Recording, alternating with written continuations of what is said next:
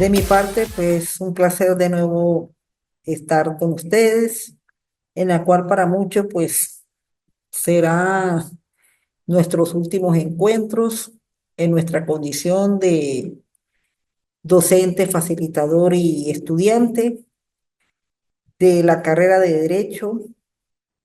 Digo que serán nuestras últimas encuentros, nuestros últimos encuentros, puesto que ya las prácticas civiles, pues corresponde a la última unidad o cátedra relacionada con el derecho procesal. Desde la teoría general del proceso, en la cual se inicia, pasando por derecho procesal uno, procesal 2, y ahora con prácticas civiles, pues prácticamente cerramos lo que es el ciclo de la parte teórico-práctica del derecho procesal. Luego, pues naturalmente vendrá la actividad de las pasantías, pero ya eso la tendrán con otro facilitador, en la cual pues tendrán el trimestre indicado para ello. Pero aquí prácticamente, pues en las prácticas civiles vamos a materializar todo lo aprendido, tanto en lo que es el derecho civil, en la parte sustantiva, lo que es más que todo en los temas de los contratos y las garantías, como dentro del derecho procesal, en especial lo que es el procedimiento ordinario y el recurso de casación, que se ve en procesal 2 ya finalizando el mismo. Entonces, todos esos conocimientos que se fueron adquiriendo durante el derecho civil, en contratos y garantías, y lo relacionado con el procedimiento ordinario, de la demanda hasta lo del recurso de casación, pues ahora lo vamos a plasmar en las prácticas con la redacción documental. Eso en lo que se refiere a la actividad de plataforma, pero también es importante, bueno, quien la pueda ya iniciar, pues tiene cátedra abierta, pero mayormente lo estoy pidiendo en las evaluaciones 2 y 3 en que además de presentar el trabajo escrito, pues presente un resumen de la realización de una visita institucional. Una visita institucional que tiene que ver es con conocer y más o menos tener una visión de cómo se lleva a cabo el trabajo de un abogado cuando está en una notaría o un registro o cuando está en un tribunal. Bien, o cuando está en un tribunal. ¿Ve?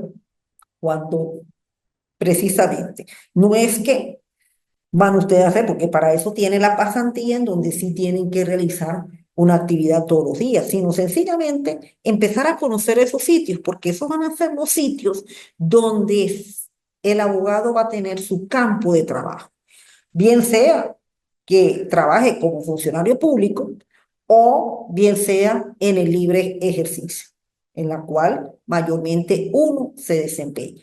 Entonces, en la plataforma está indicado los momentos para hacerlo, pero lo puede comenzar a hacer desde ahorita, en la cual, pues, por lo menos varios alumnos, los trimestres anteriores han estado en lo que ha sido la notaría primera, la notaría segunda, la cuarta y hasta en el registro público segundo, donde todavía sigue de registrador el doctor Ángel Chávez, han estado haciendo la visita institucional. Igualmente en los tribunales, tanto los que están en el edificio nacional como aquí en el Centro Comercial Europa, para precisamente un pequeño acercamiento con esas instituciones que van a ser sus sitios de trabajo en el momento en que obtengan su título de abogado. Bueno, ya con esta pequeña introducción nos vamos a lo que es el desarrollo de la materia. Bueno, ya ustedes pues me conocen, saben quién soy. Desde hace 3 trimestres vengo trabajando con la materia procesal y ahora pues vamos con la parte práctica, con lo que es verdaderamente el caballito de batalla. Breve a la introducción que les di al inicio, Pues ahora ya vamos a entrar propiamente en lo que es la planificación, en la cual tuvo una pequeña modificación para este trimestre. En los trimestres anteriores, pues por lo general se le daba 4 momentos para presentar ustedes las evaluaciones. Acá tenemos 3 momentos y prácticamente el primer momento en la cual corresponde a la clase de hoy, pues nos vamos es con la redacción documental, que es la actividad que mayormente nosotros los abogados hacemos ante las instituciones del SAREN, lo que son los registros y las notarías públicas. Los registros más que todo a nivel de la actividad inmobiliaria y las notarías públicas, bueno, una serie de actos jurídicos que se llevan a cabo en la misma. Por eso, como ustedes ven aquí en la planificación, tenemos que prácticamente la redacción documental comprende pues los documentos en la cual uno más trabaja a nivel del derecho civil, porque también están lo que son los documentos a nivel del derecho mercantil, como lo son las compañías anónimas, como lo son las firmas personales, como lo son las actas de asamblea, pero en derecho mercantil, pues prácticamente también se toca este tipo de documentos.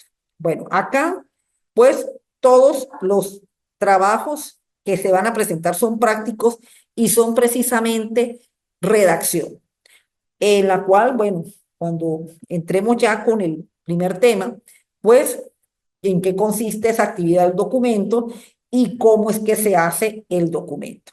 Bueno, acá tenemos, como se dice, la fecha 17-23 de febrero y es la redacción de estos documentos: compraventa, arrendamiento, sociedad, mandato y la constitución de hipoteca, que son los que más tienen movimiento dentro de lo que es nuestro ejercicio profesional, puesto que por lo menos, a pesar de que, bueno, ha bajado un poquito las compraventa de inmuebles y los arrendamientos, pero siempre se hace.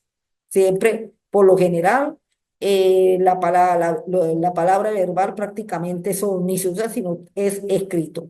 El contrato de sociedad, bueno, la sociedad civil es por ahí de vez en cuando que surge. El poder, el mandato, sí es bueno, y yo creo que en estos momentos pues se hace mucho más y ya ahora por las vías telemáticas, puesto con tanta diáspora que se produjo aquí en Venezuela, pues muchas personas tuvieron que dejar poder para la realización de sus negocios.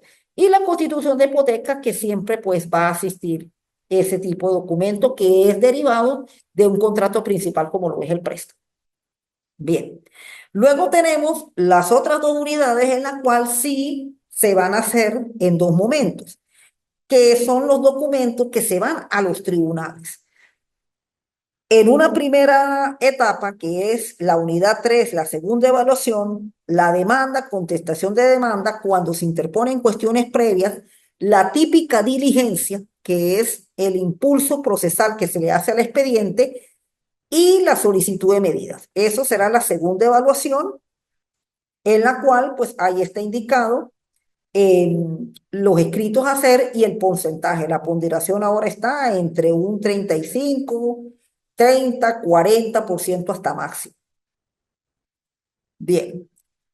Y la tercera evaluación, que es la unidad 4, los otros escritos restantes, que son el de la promoción de pruebas y un modelo de un recurso extraordinario de casación, que ahora pues con una sentencia del año 2023 pues ya hay como más factibilidad que se haga, debido a que por lo menos en los tribunales fuera de la capital de la República, pues ya se está permitiendo también, por medio de la audiencia telemática y el envío del escrito de formalización como la contestación al, a la ciudad de Caracas para que sea la sala respectiva que decida, pues eso puede hacer que se vuelva a incentivar un poquito la realización del recurso de casación. Claro, sale un poquito más barato pues el envío de correo que el viaje del abogado, naturalmente. Bueno, entonces eso corresponde, las 3 evaluaciones y los documentos a realizar. Bien, bueno, entonces ya con la planificación aquí lista, bueno, ya por lo menos tenemos que para la semana después de Semana Santa, pues tiene el recuperativo, el 21 al 26 de abril. en la cual, como le digo, se presenta es una sola evaluación, es decir, si hay tres evaluaciones en el trimestre regular, por lo mínimo tienen que presentar dos, por lo mínimo. Lo ideal es que presenten las tres, pero por lo mínimo dos, por si acaso una no presentó, lo haga en el recuperativo, por lo menos lo haga en el recuperativo y no a veces pretender este, faltar, porque ya con dos que se falte, mire, ahí sí obligatoriamente tienen que presentar el recuperativo, si no, no va a poder pasar la materia. Y más que ahora son tres evaluaciones y mientras menos oportunidades se presenta, el compromiso es mayor. Bien, bueno, entonces ya conociendo la planificación, que es una de las actividades que quisiera uno que el estudiante todos los días la revisara. Y yo creo que es lo que menos hacen, revisar todos los días la planificación. Por eso es que se presentan los problemas que se presentan, porque no se dan cuenta de las fechas y más con respecto a las cuotas del pago. Ahí muy claramente están indicando los cuatro momentos para cancelar. Y a veces, profesora, que me bloquearon, profesora, que es que no me abre, pero si a ti te bloquean y no te abren es porque sencillamente no has cancelado. Y eso es lo primero que tienes que hacer para que no tengas el problema en la página y no se te presente inconveniente en la presentación de la evaluación. ¿Y aquí nos permiten abonar? Bueno, le permiten, pero a veces son, como se dice, como sentido de pertenencia y de descuido y por eso se llega a eso. Bien, bueno, entonces ya entrando en materia, pues comenzamos con prácticamente la unidad 2 y 3 o la unidad uno, que es la redacción documental. Bueno, aquí en el material de apoyo le hago una exposición de lo que hacemos nosotros como profesionales. Nosotros generalmente tenemos dos actividades que nos desenvolvemos en el ejercicio día a día, que son, por un lado, la redacción documental, que son esos documentos que van ante las oficinas del SAREN, el Servicio Autónomo de Registro y Notarías, donde prácticamente ahí se llevan a cabo la realización de todas aquellas instituciones del derecho civil que son del derecho sustantivo y que lo encontramos en el Código Civil, que mayormente lo aprendemos en derecho civil, sería así cuatro, contratos y garantías. Ahí cuando vemos la venta, el arrendamiento, el poder, la constitución de hipoteca, el contrato de sociedad. Es decir, son esos documentos en la cual pues el abogado por mandato de la ley tiene que hacerlo, y más aún en la ley de registro de notarías, desde el 2003, como que fue que surgió esta ley, con una ligera reforma que hubo hace años, pero en el 2003, cuando hubo la implantación de esta ley de registro y notarías, en donde en el artículo 3 específicamente establece que todo documento redactado y que vaya a esas instituciones tiene que estar firmado y besado por abogado. Eso fue una norma que, bueno, prácticamente se logró obtener en producto de un gran debate que hubo para ese momento, en ese año 2013, en la Asamblea Nacional, y por lo tanto, pues se logró tener que todo este documento firmado y besado. Bueno, estos tipos de documentos y además, bueno, de la ley de registro y notaría, pues nosotros tenemos una facultad legal para hacerlo. Lo tenemos en la ley de abogados en cuanto al ejercicio profesional, lo tenemos en la propia Constitución de la República Bolivariana de Venezuela, en el artículo 253, donde somos parte integrante del Poder Judicial, es decir, que ya de antemano el Poder Judicial tiene que estar funcionando, es con abogados, porque nosotros somos ya este, colaboradores integrantes del mismo. Tenemos también a nivel de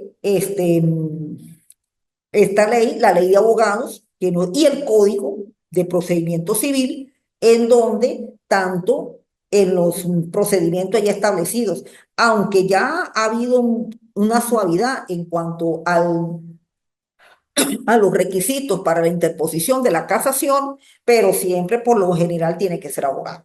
Creo que lo relacionado a ser magistrado y a ser juez y hacer esto, Eh, hasta lo de los 5 años lo habían eliminado, pero es que como están todavía los procedimientos, pues para uno llegar a casación, yo creo que en los primeros 5 años de ejercicio puede ya tener el primer recurso de casación, que no es tampoco algo tan común que se lleve, porque siempre por la casación es lo último y muchas veces pues las decisiones de primera y segunda instancia, sobre todo la de primera instancia, pueden demorar demasiado y eso es lo que hace que muchas veces pues se lleguen a soluciones vía conciliación. Pero esas son las normas, tanto constitucionales como legales y procesales, que tenemos nosotros los abogados para actuar en estas instituciones y por lo tanto somos los facultados para redactar todos estos tipos de documentos. Bien, entonces, entrando en lo que es la redacción documental, estos documentos tienen una formalidad específica. Por lo menos yo aquí les voy a mostrar una hoja de papel sellado. No es porque actualmente vamos a decir un documento se redacte sobre esta hoja, porque el documento se va a seguir redactando en hoja blanca. Lo que sucede es que el papel sellado sí tenía las medidas es que la ley establece para su presentación. Entonces, ¿qué es lo que les recomiendo? Si hoy, porque me acompaña aquí la licenciada Elizabeth Ramírez, pero si alguno de ustedes por lo menos se comunican, yo les puedo regalar una hoja para que ustedes se guíen las medidas y las líneas, porque la hoja blanca que se va a utilizar para la redacción del documento tiene que tener el mismo tamaño, las mismas medidas y la misma línea que el papel sellado establece cuando los documentos se redactaban acá. Eso es lo que sucede. Sí, como no, con la reforma constitucional de 1999 prácticamente se eliminó el papel sellado. Pero ¿qué pasó? Se eliminó, fue el papel, más no la formalidad. La formalidad sigue siendo la misma. Sí, claro. Entonces, no, pero por lo menos, esto, las medidas siguen siendo las mismas, el documento que presente. Y ahora, con las plataformas del SAREN, en que ya se está aplicando para los registros mercantiles. Ya está para la notaría, sin embargo, en el estado Táchira no lo tenemos todavía. Está es en la zona central del país. Claro, las notarías son más de 300 oficinas que hay de notarías. El registro, pues, sí serán unos 40 oficinas que hay registro, por el estado Táchira tiene 3 registros mercantiles, Caracas a lo mejor tiene 8 registros mercantiles, otros estados tendrán entre 5 o 6, pero ya las notarías sí están en todos los municipios y en los estados, pues eso van progresivamente ya incorporándose. Igualito hay que seguir el modelo del papel sellado, el formato PDF para la redacción de los documentos. Este papel, por lo general, el papel sellado, como tiene que venir las hojas de tamaño oficio, tienen que tener en el frente, porque esta hoja tiene unas medidas en el frente, la cual ustedes ven acá, y en la parte posterior. ¿Ve? En la hoja blanca, cuando se redacta el documento, el frente por lo general puede oscilar entre 4,9 a 5,2 centímetros en el margen superior. Tenemos el margen izquierdo, que por lo general son casi de 3 centímetros. El margen de derecho puede ser 1,5 hasta 2, pero por lo general dejan 1,5. Y el margen superior, inferior, perdón, el margen inferior, que es el de aquí abajo, 2,8. Nos vamos a la parte de atrás, el anverso. El frente tiene que tener 30 líneas. 30 líneas, aquí está. Incluso la hoja también tiene del 1 al 30. En la hoja, tamaño oficio, tiene que tener el frente 30 líneas. Por eso es que el interlineado se coloca, y lo estoy indicando ahí en el material, el exacto 24 puntos que le da el interlineado para que en la cara del frente le queden las 30 líneas, tomando esas medidas. Nos vamos al dorso, la parte de atrás. Ahí sí, solamente el margen que permanece inalterable es el inferior, sigue los 2 puntos. Pero si el margen izquierdo tenía 3, en el dorso va a tener 1,5. Y si el margen derecho tenía 1,5, en la parte de atrás va a tener 3, para que le dé las líneas paralelas, tanto el frente como el dorso. El superior sí tiene una medida aproximadamente casi que de 2 centímetros. 2 centímetros. En el frente tenía casi de 5, aquí de 2, para que en la parte de atrás den 34 líneas. Así es como tiene que estructurar el papel tamaño oficio. En el papel sellado, igualmente se veían las 34 líneas, desde la 11 hasta la 64. Desde la 11 hasta la 64, sí. La 1 hasta la 30, perdón, y de la 31 hasta la 64. Quiere decir que son 34 líneas por la parte de atrás. Así que, bueno, yo supongo que usted sí tendrá papel sellado, pero por lo menos alguno de los participantes, si gusta, como no todavía, es más, estos fueron de los papeles que obtuve cuando me obsequiaron un regalo, ya voy para la edad de Cristo, 33 años, que fue una rema de papel sellado. Pero aquí se presentaron con esto de la regionalización y todavía tengo la rema.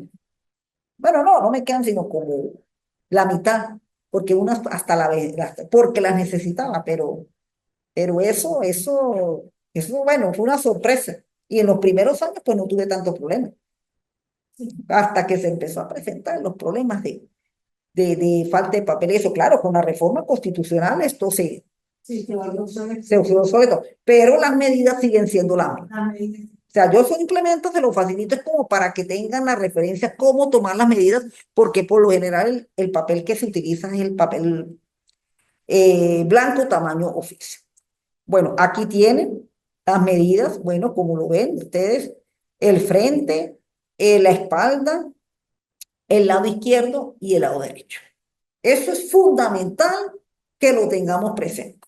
Es más, les doy mi recomendación, claro, ya voy para 33 años, pues las medidas me las sé. Pero para ustedes que están empezando, pues yo les doy mi recomendación que en la mesa donde tienen la computadora coloquen un papelito y coloquen medidas de la hoja, frente y atrás. Frente y atrás, por lo menos para que vayan ya adquiriendo esa habilidad, porque al principio no queda, al principio pega. Al principio pega para, por lo menos los estudiantes veo gente bastante joven, gente que menor de normal, 23, 24 años, esa cuestión, pues ahí sí tienen que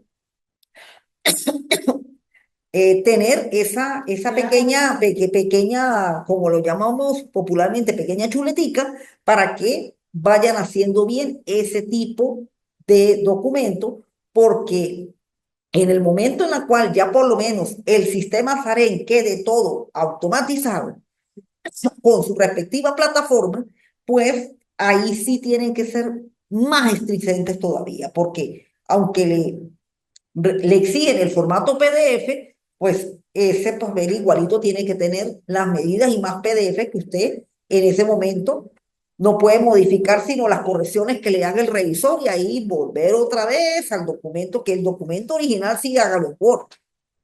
claro. Usted lo que tiene que mandar en PDF es lo que va para registro, pero su documento original en Word, porque sabe que en cualquier momento tiene que hacerle una corrección. Y eso casi que no fallan los relacionados a los revisores de estas oficinas. Bueno, ya con estas informaciones generales de nuestra actividad profesional, del mandato legal que tenemos, porque es que nosotros tenemos un mandato legal y constitucional por el cual hacemos esta actividad, pues entramos a lo que son los documentos que más tienen demanda dentro de nuestro ejercicio profesional. Porque mayormente una de las cualidades que debe tener un acto negocio jurídico es que tenga la legalidad. Y la legalidad va a dar de acuerdo a cómo usted lo transmite dado a la ley. Empezamos con la compraventa. Bueno, la compraventa o típicamente llamado contrato de venta, en la cual está por el 1454, por acá del Código Civil. Ajá, 74. Bueno, por 10 números antes del 74, 1474, el Código Civil, en donde la venta es una transmisión del derecho de propiedad. Es decir, cuando se redacta este documento, usted va a transmitir. Su cliente, lo que él le indica es que va a adquirir un bien, porque generalmente a uno lo busca el comprador. La misma disposición del Código Civil establece que los gastos de tradición los realiza el comprador. Es decir, no solamente la redacción del documento, sino hasta el pago del registro. Eso lo hace el comprador. Entonces, la transmisión de la propiedad, ese documento tiene que ir enfocado es a una transmisión de propiedad, es decir, a una obligación de dar. Y ahí nos remontamos a el tema de las obligaciones, a una obligación de dar, porque la prestación es una entrega de propiedad. Bien, por eso es que ahí le indico en el material, bueno, la manera, cómo debe ser el pago, si es una venta pura y simple, qué es lo que generalmente se indica, que se transmite la propiedad, identificar el bien que se transmite, porque eso hay que identificarlo tanto física como legalmente. Da en venta una casa, un terreno, si es terreno con casa, las medidas, su ubicación exacta, de acuerdo a lo que establece la carta catastral, la certificación catastral. Sus linderos, sus linderos bien especificados, y si se va a indicar el precio en las ventas actualmente, pues tenemos de que como se está manejando la divisa, producto de la resolución del año 2019, pues se coloca la cantidad en dólares y su equivalente en bolívares de acuerdo a la tasa que esté para el día de hoy. Si la venta se realizó en el día de hoy pues apareció el bolívar prácticamente casi ya en 60 bolívares, porque esa sí es tasa Banco Central de Venezuela. En 60 bolívares, pues, si usted vendió el bien en 20.000 dólares, por decir algo, o por muy barato, pues ya estaríamos hablando casi de 1.200.000 bolívares. Estaría costando ese bien a la tasa de bolívares. Entonces, generalmente, bueno, se indica la cantidad en dólares. Bueno, esos cantidad en dólares, pues, será en efectivo, pero en bolívares sí se recomienda, por lo menos que es lo que aceptan, indicarlo en un cheque, por la figura de la legitimación de capitales. Entonces, eso es lo que mayormente, pues, se realiza para tener, como se dice, la seguridad jurídica de que se cumplió con el pago del precio. Bueno, está el cheque normal o el cheque gerencia, pero el cheque gerencia sí porque usted va a pagar en bolívares, pero me refiero que como paga en dólares, ¿qué sucede? Usted paga en dólares. Y el cheque pues tiene que hacerlo en bolívares a la tasa del Banco Central. Porque eso sí, primero que nosotros, pues desde el punto de vista de la Constitución, nuestra moneda es el bolívar. Pero para que se lleven a cabo los negocios y las personas tengan buena fe, a menos que usted le pueda recomendar a su cliente, bueno, usted hace el documento puro y simple en bolívares. Pero tiene que hacer un contradocumento donde está el pago en dólares para que no haya problema. Y eso que tengan los billetes ahí mismo, porque dígame si es por las famosas cuentas celo, que eso parece, según hace años, tuve un alumno que hasta me comentó, bueno, que hasta tuvieron que parar la operación porque en ese momento no llegaba la transferencia. Porque claro, es una transferencia que viene de otro país hacia Venezuela.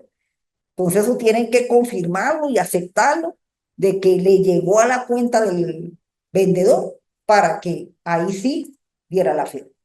Porque el registro, naturalmente tenemos que seguirlo haciendo la cuenta, el pago por ellos. Claro, el cheque es un cheque simulado. Una cuenta corriente que usted tenía y el cheque simulado. Pero para que se dé la tradición, el saneamiento y la firma, pues el vendedor tiene que tener en su cuenta que recibió los dólares. Porque él vendió fue en dólares, él no vendió en bolívares. Pero para los efectos del registro, con el hecho de que aparezca en bolívares, está bien. Por eso, si se especifica la venta en dólares, hay que también colocar los bolívares. Usted no puede solamente colocar los dólares, no los bolívares, porque la resolución permite, sí, el movimiento de la divisa extranjera, pero a la cuestión de lo legal, lo que va en el documento, acá, en este papel, tiene que aparecer la cantidad en bolívares porque esa es la moneda legal de Venezuela. Mientras, bueno, se permita una reforma constitucional en la cual pues se puedan o cambiar o utilizar otra divisa, pero que aparezca ya la norma.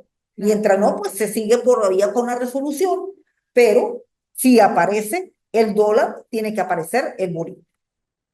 Ahora, sí, por seguridad, sobre todo por el documento, bueno, podría ser uno que aparezcan los bolívares, sí, para.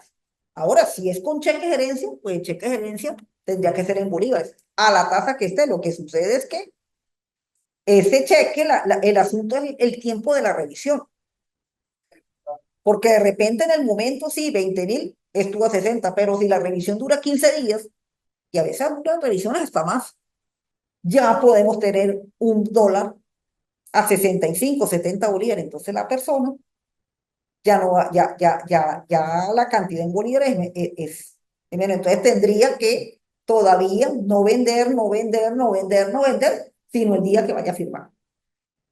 Y resulta que en la revisión tiene que aparecer la cantidad en bolívares y el cheque de gerencia también. O sea, lo más sensato sería el cheque simulado, y ustedes aquí lo van a aprender en el cheque simulado, que es lo que mayormente se hace, y en el contradocumento en los dólares. Si es que va a aparecer puro bolívares, pero si aparecen los bolívares, tiene que aparecer de acuerdo a la cantidad que esté para ese momento. Claro, la persona, por lo general, el vendedor va a recibir sus dólares. Él no va a recibir bolívares. ¿Ve? El asunto es en el momento de que, porque lo importante de estos documentos, sobre todo los que van para registro, la venta y la constitución de hipoteca, es el voto favorable del revisor. Bueno, aquí sobre todo lo que es el registro de San Cristóbal, tanto el primero como segundo.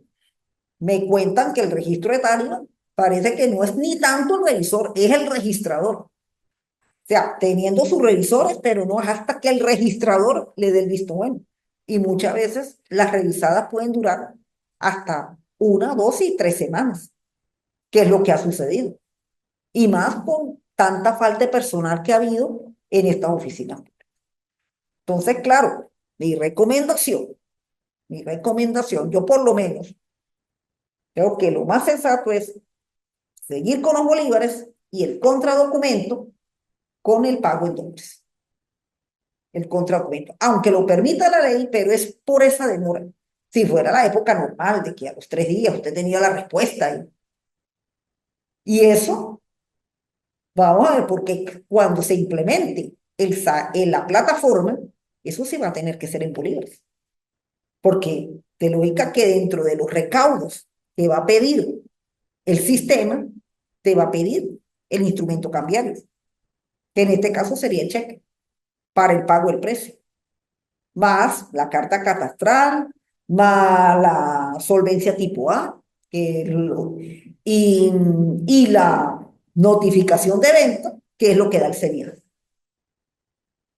Ahora, si la cantidad pasa por las monto que ahora se establece, que ya me imagino que será más de 1.500 a como esté la tasa del euro para ese momento, o sea, los 1.500 euros, los bolívares para ese momento, la planilla es el pago del impuesto de preventa. Si pasa la venta de ese monto. Ahora, si no pasa, pues solamente la notificación de venta. Entonces, eso todavía pues no se ha producido el caso. Pero en el caso que llegue, pues uno tiene que tomar las previsiones porque yo no creo si ellos piden que el pago, el instrumento donde conste el pago, pues ahí habrá que llevar la fotocopia del cheque, que es lo que normalmente piden en el registro.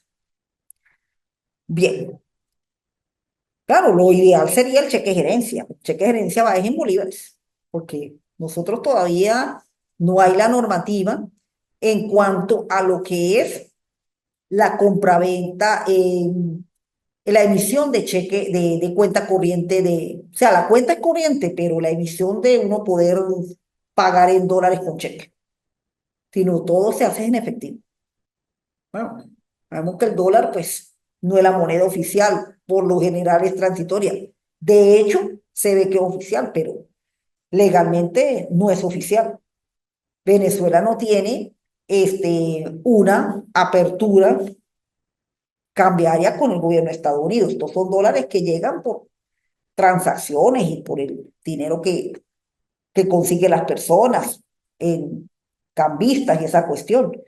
Pero nosotros todavía no tenemos un sistema en el cual la Reserva Federal de Estados Unidos envíe dólares a Venezuela. Hasta tanto, pues sabemos que lo que tiene que pasar para que eso suceda, mientras se arregla la economía de este país y vuelve el bolívar a ser la moneda que constitucionalmente es la legal en nuestro país. Bueno, entonces ya tenemos acá una vez las instrucciones de lo que es la compraventa, y ya ustedes pues conocen perfectamente qué es la compraventa, cómo se redacta este documento. Este documento es una narración de lo que van a hacer las dos partes, uno llamado vendedor y el otro llamado comprador. El vendedor lo identificamos. Cuando identificamos a la persona, como ustedes lo ven aquí en su escrito, ese nombre del vendedor va completo, nombre y apellido, como está en la cédula de identidad. Es más, la cédula es uno de los anexos que se le pide a la persona cuando se va a hacer la revisión del documento. Se identifica venezolano, mayor de edad, soltero, casado, vemos cédula, identidad tal, domiciliado en San Cristóbal de Agua. Del presente instrumento declaro, doy en venta pura y simple, perfecta y irrevocable al ciudadano, identifica al comprador, igualito, nombre completo, nacionalidad, estado civil, capacidad, porque cuando decimos mayor de edad, las personas cuando hacen estos negocios tienen que tener capacidad de goce y capacidad de ejercicio para que quede perfectamente válido. Bien, una casa para habitación edificada sobre un lote de terreno propio con una superficie. Entonces, usted tiene que indicar el objeto, qué es lo que va a vender. Entonces, identifica completo las medidas de el bien y la ubicación, porque esos datos mayormente los da es la carta catastral. Por eso la carta catastral es uno de los anexos que piden en los registros para ir corroborando lo que está en los documentos más con los anexos de que existe la propiedad y que eso es lo que tiene y eso es lo que es. Bueno, y el código catastral que ahora es obligatorio desde que se presentó la ley de registro y notarías del 2003. Bueno, ok. Construida, bueno, se identifica cómo está construida, la identificación del bien con todos sus ambientes y cómo está ubicada, es decir, la dirección y su perímetro con sus correspondientes vecinos, que eso lo determinan los linderos. Exacto. Ok. Es muy importante, y ustedes van a observar aquí en el documento, de que hay que hacer una narración cómo el vendedor adquiere el bien. Entonces, para la adquisición del bien, naturalmente, tiene que tener el documento del propietario anterior. Entonces, lo identifica cómo lo adquirió. ¿Bien? Tanto el inmueble como el lote de terreno. El precio, bueno, ahí lo tenemos, por lo menos acá usted lo tiene en bolívares, que es como debe ser, que es como debe ser. Sin embargo, pudiera ser que indicando usted la resolución del año 2019, pues coloque la cantidad en dólares, indica la resolución y su equivalente en bolívares con su correspondiente cheque, de acuerdo a la tasa Banco Central de Venezuela para la fecha en que se realizó el negocio. Por lo menos para el momento en que el documento se introduce al registro. ¿Sí? Porque todos los días, así sea 10 centavos, se está evaluando el bolívar. Por lo menos ya desde octubre para acá. Tuvo un tiempo que estuvo quieto. A lo mejor puede ser que vuelva otra vez, pero con esta. Sí, sí, exacto. Bueno, entonces prácticamente ese es el relato del comprador. Viene ahora la aceptación por parte del vendedor, del comprador. Aceptación de la venta por parte del comprador. Se identifica y en su condición de comprador aceptó la venta que se hace en los términos expuestos. Si si el vendedor está dentro de la normativa de la comunidad conyugal, es decir, que es casado, sabemos que el 154, si no me equivoco, del Código Civil establece qué sucede con los regímenes de la comunidad conyugal. Entonces, además de aceptar el comprador, tiene que el cónyuge dar el consentimiento. Porque una vez que este documento se introduce a la plataforma del SAREN, se revisa el estado civil de los contratantes, sobre todo el vendedor. Si el vendedor todavía no ha hecho cambio de cédula, lleve su acta de matrimonio. Señor, mira, aquí yo estoy casado, aquí está mi acta de matrimonio. Tiene que llevar su acta de matrimonio. Si todavía aparece en el SAREN, en el SAREN como casado y está divorciado, lleve su sentencia de divorcio para que no llegue el documento a no pasar, porque si hay un problema con el estado civil, ahí se para el documento y hasta que no se haga la corrección, el documento no pasa. Entonces, las formas del revisor, bueno, el estado civil, eso revisa lo referente a la identificación del inmueble, tanto como se adquirió, de acuerdo a la operación de registro que se hizo cuando la persona adquirió el documento y la identificación donde se encuentra geográficamente, que es lo que aparece en la cédula catastral. Y ahora, bueno, claro, la cédula catastral ya viene totalmente identificada de acuerdo a su ubicación con los Google Mapas y todo esto. Entonces, así es como, por lo menos para que el documento tenga su, este, como se dice, aprobación por parte del revisor y de ahí ya colocarle fecha de firma.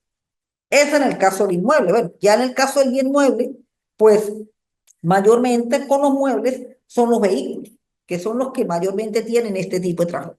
Que ahora todavía no ha llegado al estado Táchira, pero estén ustedes muy atentos, muy pendientes, porque en cualquier momento ya las notarías, sobre todo la de esta zona, ya vamos a tener el sistema por la plataforma SAREN, donde el abogado tiene que tener una cuenta en el SAREN con su contraseña y ahí se abre para hacer el documento que se le encomiende realizar.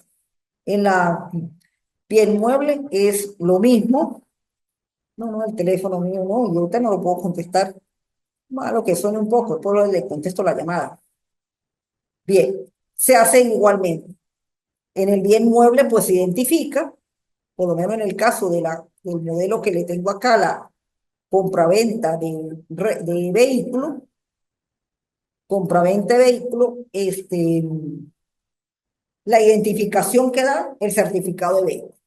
Ahí sí con el vehículo, creo que la normativa de tránsito ha sido más estricta porque es lo que aparezca en el certificado. Ya el documento ese de venta que se hizo por notaría ya tiene que, una vez que se haga la venta, el documento tiene que ser totalmente eh, eliminado por el certificado de venta. Por eso es lo recomendable, infórmele también al cliente de que al hacer el documento de vehículo, haga su inscripción ante la Dirección de Tránsito para que en otra ocasión que venda el vehículo no tenga que hacer esta actividad apurada. Bien, entonces acá se trabaja la venta de esa manera, tanto en el bien mueble como en el bien inmueble, es cómo nosotros nos apoyamos en la redacción del documento con el bien mueble, con el documento anterior, es decir, con el documento cuando el vendedor adquirió la propiedad, en la cual la certificación catastral va a corroborar que los linderos se encuentren igual, las medidas igual, los linderos igual. Porque sobre esos puntos más que todo es lo que hace hincapié el revisor. En los linderos, en la adquisición y un poco también hasta en las medidas, pero más que todo los linderos y la adquisición. Ahí es donde él hace, claro, tiene que ver que quien vende es el propietario y que está vendiendo una cosa que es de él. Porque cuando se vende cosa ajena, eso implicaría, además de la nulidad de la venta, hasta un delito. Bueno, tenemos otros los contratos que en un tiempo tenían mucha aceptación en el SAREN, pero ahora se está haciendo muy privadamente, como lo es el arrendamiento. Ya en cuanto a materia de arrendamiento, pues además de las normas del Código Civil, tenemos la normativa de la Ley de Regulación de Arrendamiento para Inmuebles de Uso Residencial y el Decreto Ley de Arrendamiento para Inmuebles de Uso Comercial. Esas son las tres normas en las cuales aplicamos para el arrendamiento. Y el arrendamiento, pues, a diferencia de la venta, es que el inmueble se usa y se disfruta. En la venta ocurre lo mismo, se usa y se disfruta, pero en el arrendamiento por un tiempo usted paga por ese uso y disfrute, que es el llamado canon de arrendamiento. Entonces, acá tenemos que este es un contrato donde mayormente se colocan las cláusulas, es para el uso, disfrute y cuidado del bien. Y por supuesto, el canon que va a ser el beneficio que va a tener el arrendador por el cuidado que le tengan a su inmueble. En el arrendamiento, bueno, puede alquilar tanto el propio dueño como algún apoderado que dejen para el uso de ese bien. Que este, sí se ve todavía un poco demorado el arrendamiento, pero todavía se ven las administradoras que arriendan y cobran el canon y realizan incluso hasta mantenimiento del inmueble cuando por lo menos se les autoriza para ello. Acá mayormente, ¿qué es lo importante colocar dentro de las cláusulas? Porque son unas cláusulas que la identificación igual como en la venta, completo nombre y apellido, tanto el arrendador como el arrendatario, que es también conocido como el inquilino. ¿A qué se va a dedicar el inmueble? La ubicación, el canon, el tiempo, los deberes. Aquí con el canon, igual como sucede con la venta, el pago se puede establecer en bolívares o en divisa, e incluso aquí, como ahora, volvió a recuperarse la figura de los documentos privados. documento privado en materia de arrendamiento. Y anteriormente sí, sobre todo, no, el documento privado para vivienda, no, pero también los inmuebles de comercio se están haciendo por documento privado. Es que el asunto de tanto costo que se dio en ese arancel, y además el contrato de arrendamiento es a tiempo determinado. Eso es un contrato que usted puede perfectamente manejarlo con la persona y se evita hacer tantos gastos, porque además de lo que son los llamados, lo que se le pide normalmente, que si el depósito el mes por adelantado, si lo realiza una agencia inmobiliaria, entonces piden los llamados gastos administrativos. Y ya el gasto administrativo, pues se incrementa naturalmente lo que llama el costo de esa relación arrendataria, primero desde el inicio del negocio. Del inicio del negocio. Entonces, mayormente, ¿qué es lo que se coloca entre las cláusulas? El arrendamiento, que se arrienda, el tiempo, el canon, igualmente se utiliza la divisa, se utiliza la divisa, las obligaciones del arrendador, del arrendatario, qué debe hacer el arrendatario, qué no debe hacer el arrendatario, porque hay determinadas este, eh, situaciones del inmueble que no lo puede hacer el arrendatario. ¿Ve? El pago de los servicios, sí, por lo general, debe ser algo colgado. Y ahora que las oficinas de los servicios públicos están ejerciendo un cobro, pero casi que puntual. No, no está empezando el primero y ya están cobrando que si la luz, que si el agua, el teléfono y para que ya está lista la factura, que ya tiene que pagar, que si no en 72 horas tiene una multa tanto y bueno, y el servicio pues sigue. Bueno, tuvimos precisamente un pequeño impasse debido a un bajón de luz que hubo en el inicio de la misma. Bueno, de garantía mayormente se coloca el depósito, porque ya la fianza prácticamente fue casi que eliminada. Por lo menos la ley de arrendamiento de inmuebles prácticamente eliminó la fianza. No lo digo, pero solamente habla de depósito. La ley no te habla ya a ti de fianza. La fianza todavía la toca el Código Civil y es que ya prácticamente la figura de la fianza casi que es inexistente. No, y nadie ya se obliga a ser fiador. Sí, no, el depósito. Es que con la reforma del 2011, con la ley del 2011, que fue la ley de arrendamiento de vivienda, casi que derogó la fianza. La derogó. Bueno, tenemos otro de los documentos, el mandato, el poder. Bueno, mire, este sí es un documento que yo creo que volvió a recuperarse, sobre todo a nivel de los poderes de administración y disposición, más que los poderes judiciales, porque ya ahora los poderes judiciales nos lo están dando en el tribunal con el poder apudat, pero sí los poderes a nivel de las administraciones de bienes de las personas, sobre todo aquellos que emigran hacia otros países. Entonces, en cuanto al poder, pues lo importante es que el otorgante, que por lo general tiene que tener capacidad mayor de edad, autorizado, están dos tipos de poderes, el poder especial y el poder general.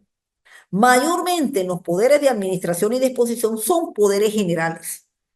Y en esos poderes generales se tienen que indicar la mayor número de facultades posibles, porque con todos estos cambios que se están generando en la realización de actividades en Venezuela, sobre todo en la función pública, pues nosotros tenemos que ser muy previsivos con los clientes de indicar lo más amplio que se pueda, por lo menos a nivel de manejo de cuentas, de administración de bienes, de cambios de algunos ambientes que vayan a hacer en esos bienes. Sobre todo quienes trabajan en administración pública y emigran, bueno, para poderles movilizar esas cuentas, porque más de uno quedan hasta bloqueadas con sus cuentas y después la persona que está fuera del país regresar no es tan fácil. y más si está haciendo trámites de documentación en esos países. Entonces, en esto hay que ser lo más específico posible. ¿Ven?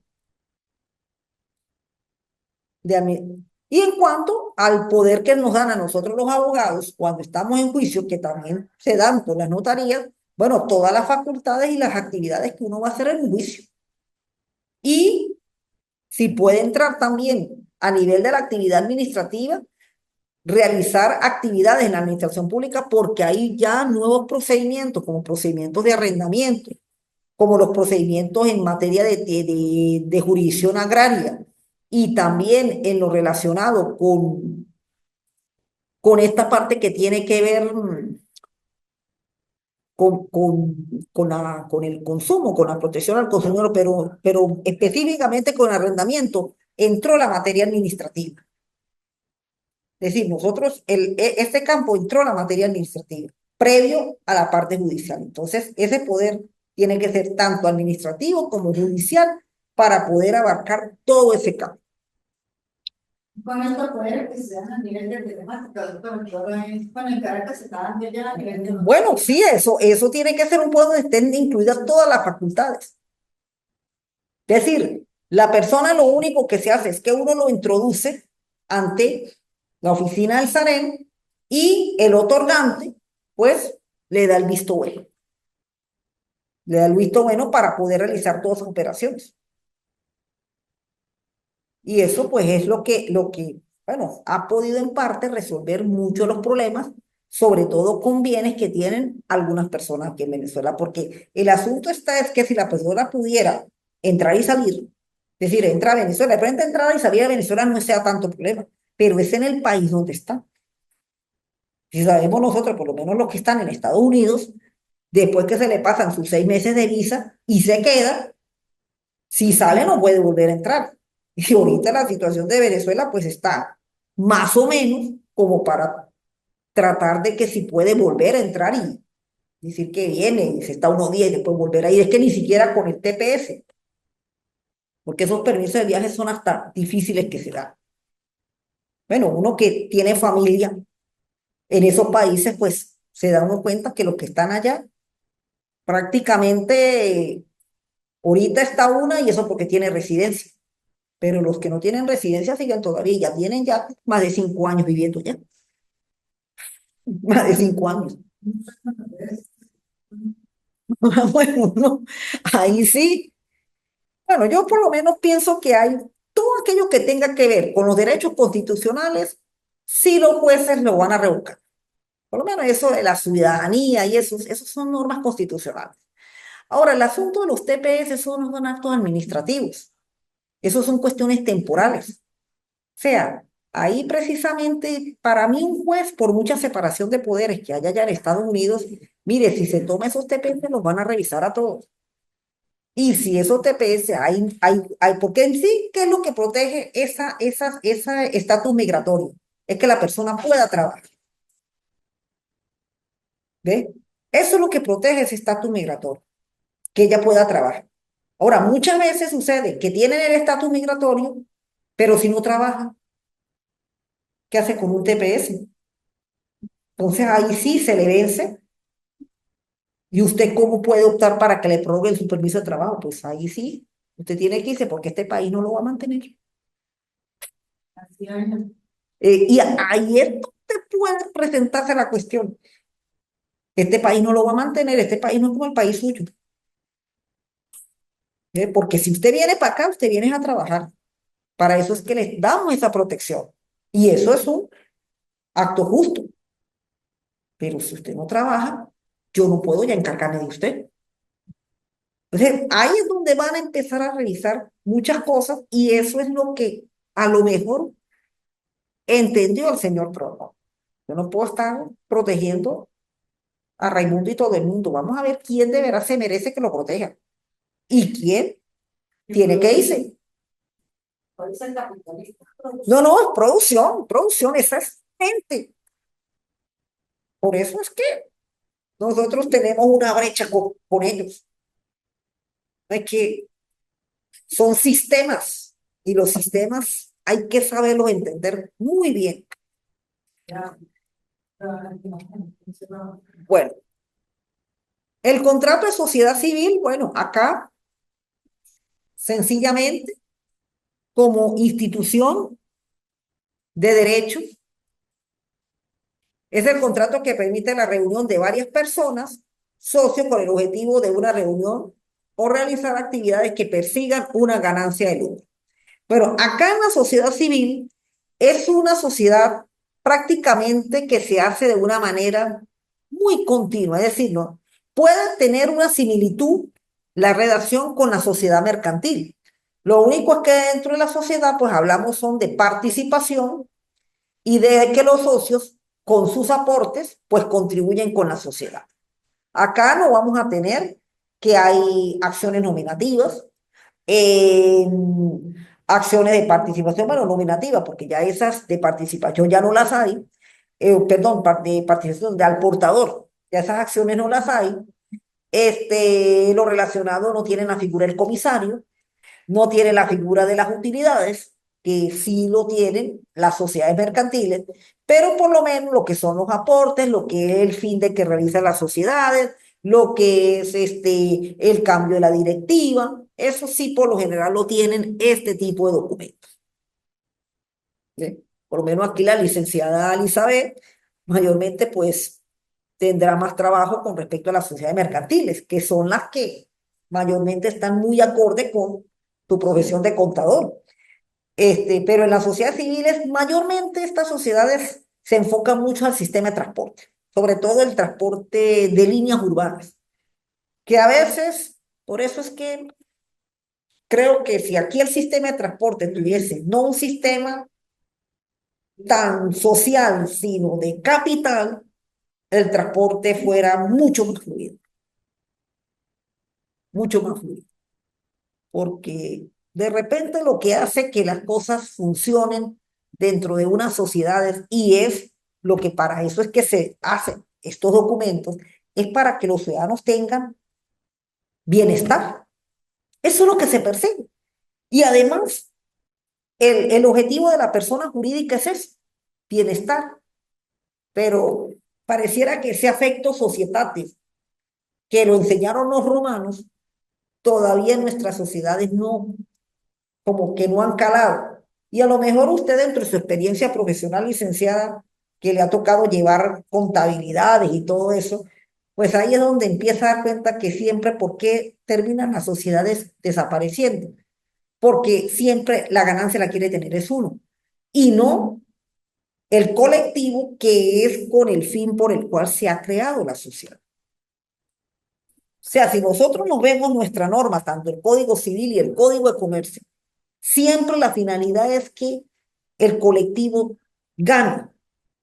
Pero una cosa es lo que la ley siempre ha querido y otra cosa es la manera como nos forman a nosotros.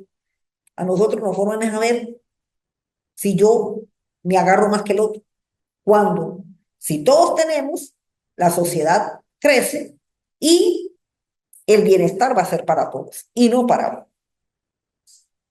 Por eso es que muchas veces el problema está a veces en la manera como se redacta el documento.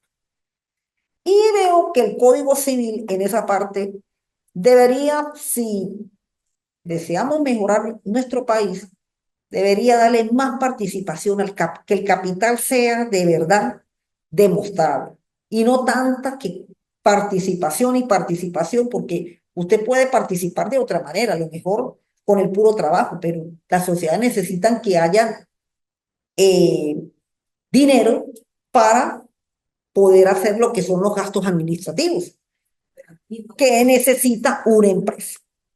Entonces, mientras eso no se actualice, va a haber mucha evasión fiscal. La República no va de verdad a recibir los ingresos que debe recibir y más que todo para salir de estos problemas económicos se necesita tener sinceración en la población.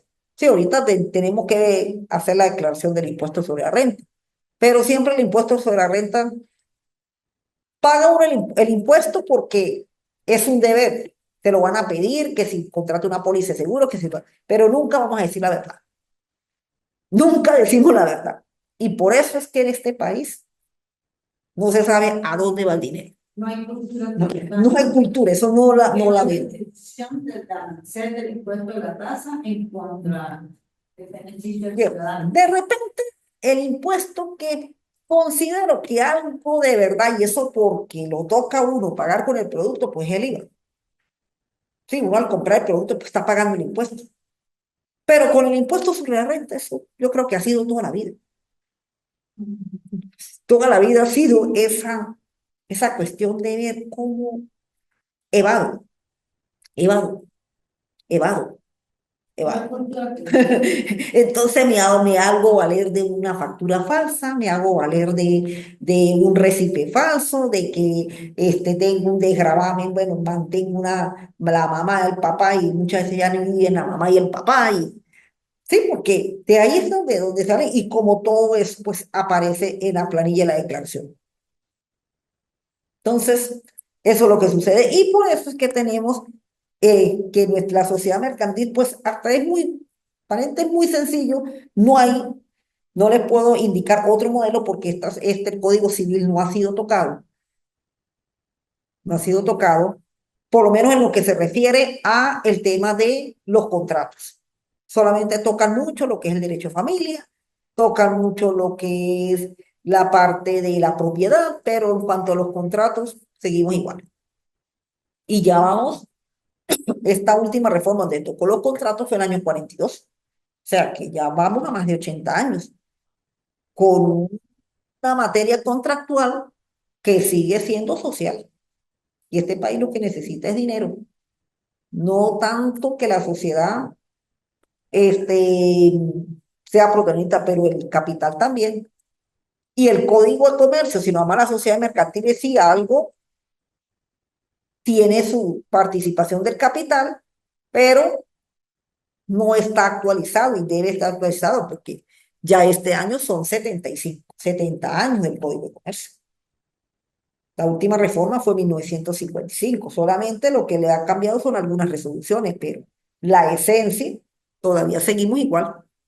O sea que, pero no sé muchas veces qué sucede con los poderes ejecutivos. Y por último, y con esto ya finalizamos nuestra clase, es la constitución de hipoteca.